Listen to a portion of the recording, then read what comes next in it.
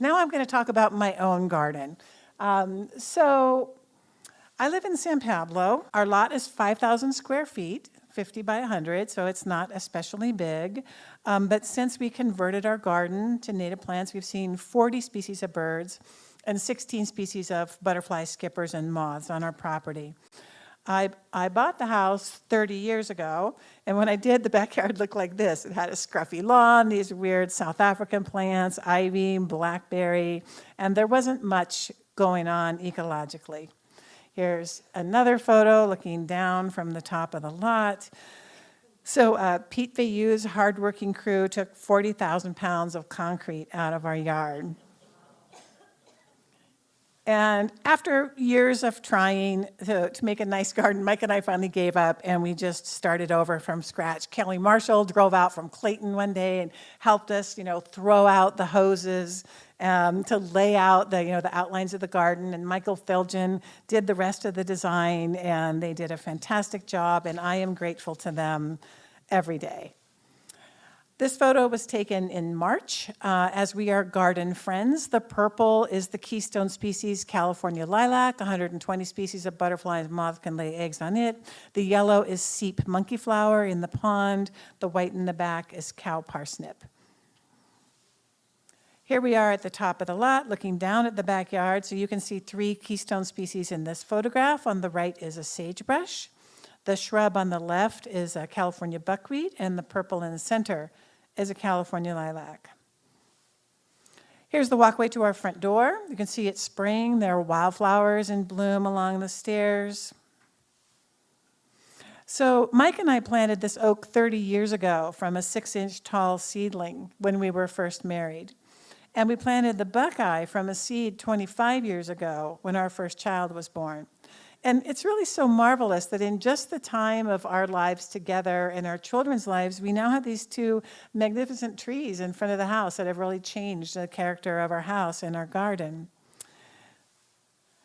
When the garden was planted with natives, the wildlife really came back. So I want to tell you that the macro photos were taken with my phone, an iPhone, but it'll work, I think, on any smartphone, and a $99 Sandmark lens. And it's been the best $99 I've ever spent. So on the left is a hoverfly, or also called an aphid eater. So I'm going to talk for a moment and talk about aphids. So people often feel nervous when they see aphids in the garden, but I'm here to tell you that we should no more want to get rid of aphids than we should want to get rid of the plankton in the ocean.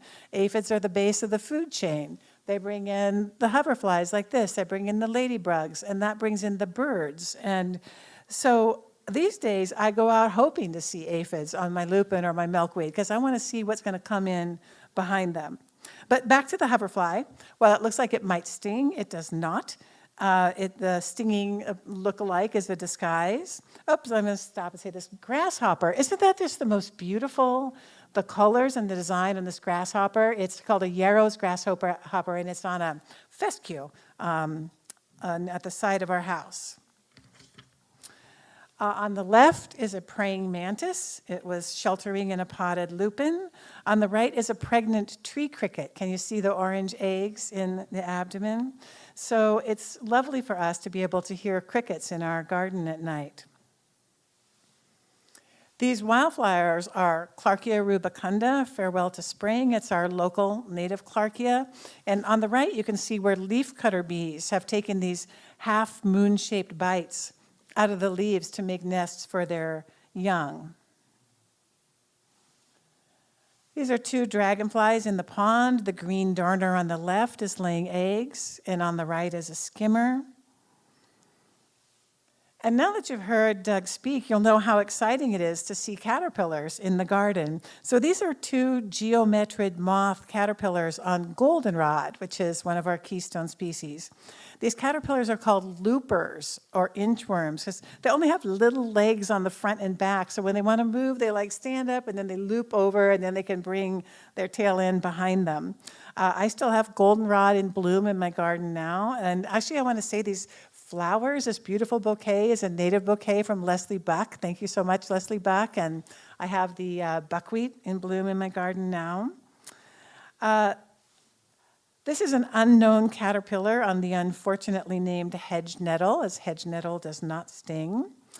And this is an Anna's swallowtail caterpillar on cow parsnip. So you don't need to grow invasive fennel to provide places for Anna's swallowtails to lay their eggs. You can plant cow parsnip, or they'll lay eggs on our local native yampa. These are 3 unknown but exciting finds. And when I saw that little caterpillar in the upper right, I thought, this is just so adorable, just sleeping in the wood chips there. So this is a gray hair streak butterfly. It's perching on some fescue. And here is its caterpillar on the cow parsnip. And this was my first caterpillar photo. And it was really thrilling to see this caterpillar in my garden. I'd gone out patrolling to see what I could find. And I saw this little blossom. I thought it was a flowering plum blossom from my neighbor's yard. And I kind of looked away, and then I saw it moved a little bit and realized it was a caterpillar. And I sprang to get my camera. The gray hair streak butterfly can lay eggs on a lot of plants, including these 3 keystone species: the California buckwheat on the left, the California lilac on the upper right, and the rosy buckwheat on the bottom right. So this buckwheat photo on the left is the first picture I took with my iPhone and my Sandmark lens. So you can see that even a beginner can come up with great photos with this inexpensive lens. The last couple of years, I have seen a lot of field crescent butterflies in my garden. The field crescent butterfly can lay its eggs on aster and goldenrod, which are both keystone species. And here's a field crescent caterpillar on an aster leaf, and the butterfly on the right is perched on a gilia. And my gilia, actually, because of the rain, my gilia just sprang up suddenly, and I have this carpet of gilia in the backyard between the flagstones. It's really fun to see this happening in wintertime and how the garden is changing. Just to show the importance of leaving the leaves on this very small, like half an inch, dried up, curled up aster leaf, were 2 chrysalises. So one of the chrysalises is on the inside of the curl, and the other is on the outside of the curl. And after seeing that, I leave everything in my garden anymore. I leave the leaves, I leave the dried flower heads for the native longhorn bees, bachelor bees to sleep in.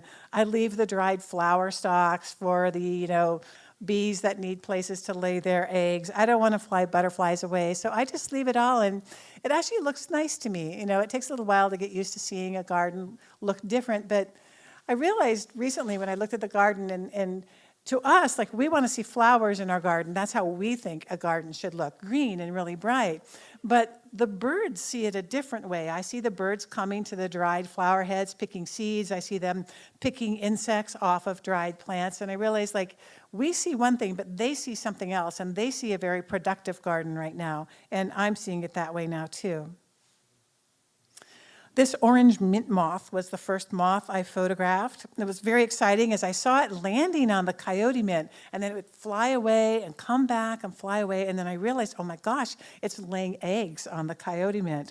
So then I went to Calscape, where you can look up the plant and see what butterflies or moths can lay eggs on it. You can also search on the butterfly or moth, and that helped me identify this moth. I also post my photos on iNaturalist, where their crack volunteers identify the insects and birds I've seen so that I don't have to know them right off the bat, but I can find out. I also want to say that if you want to list your garden on Homegrown National Park, that the Bringing Back the Natives Garden Tour, it's like a hosting organization, so you could go there and you could sign up to be part of the Bringing Back the Natives Garden Tour group when you list your area. I've seen 3 kinds of skipper in our garden. This is an umber skipper. It's on burr marigold, which is a pond plant. And recently, I saw this American lady butterfly. It's perched on a buckwheat flower, but by looking it up on Calscape, I see that it can lay eggs on sagebrush and mugwort. That's the mugwort flower on the right there. I have both these plants in my yard, so in the spring, I'll know where to look for their caterpillars. And I also think the reason that I have them is because I have these plants. This is a common checkered skipper, and this was a really hard photograph to get because they're fast and they don't light in one place very long. And in my garden is checker bloom, which the common checkered skipper can lay its eggs on. And I'm thinking maybe that's why I have it now when I didn't really see it before. I was delighted when Mike and I planted our local narrowleaf milkweed to have milkweed bugs appear in our garden. Not that they especially do much that I know of, but it was just exciting to see that when I planted something, it happened, like the creature came because of it. So these are some of our monarch photos. This is a monarch on narrowleaf milkweed. And here's a caterpillar and that amazing monarch chrysalis, which looks very ET-like in this photo.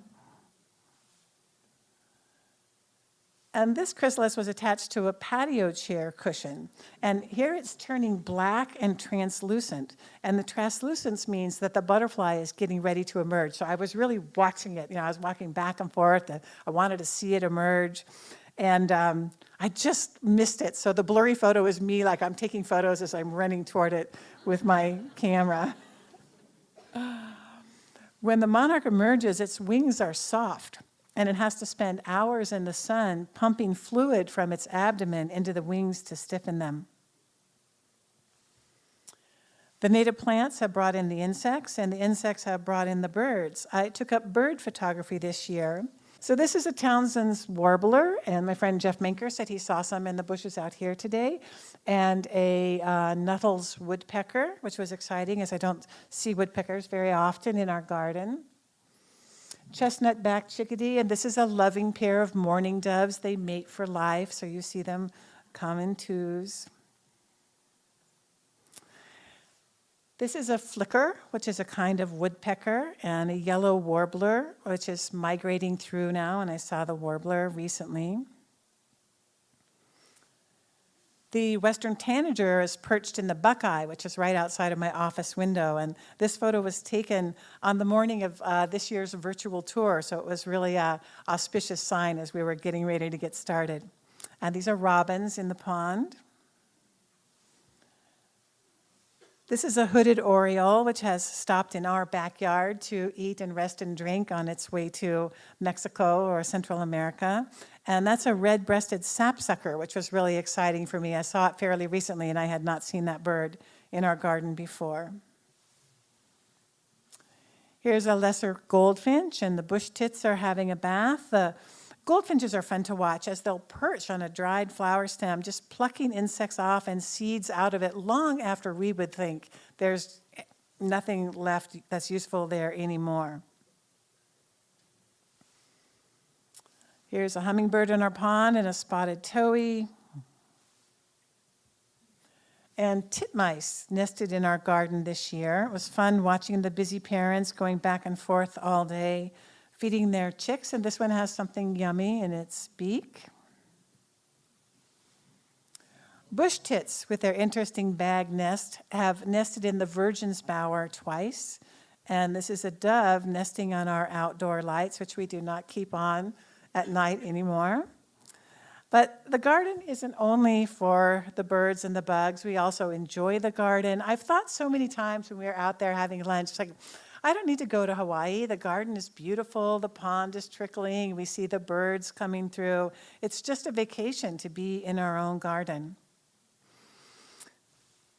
I'd like to end by suggesting that everyone here take the Marie Kondo approach to your garden. Ask if the plants you have there give you joy. If there's a plant your mother gave you or a plant that's reminiscent of your childhood, then keep it.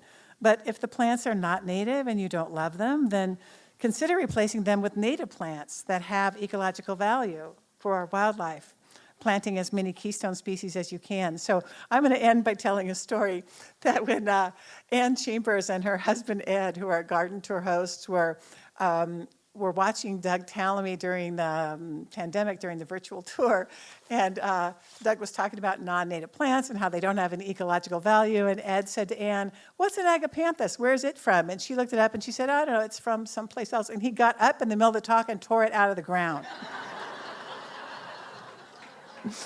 So with that, I'll close my talk. I want to thank you very much for touring my garden with me.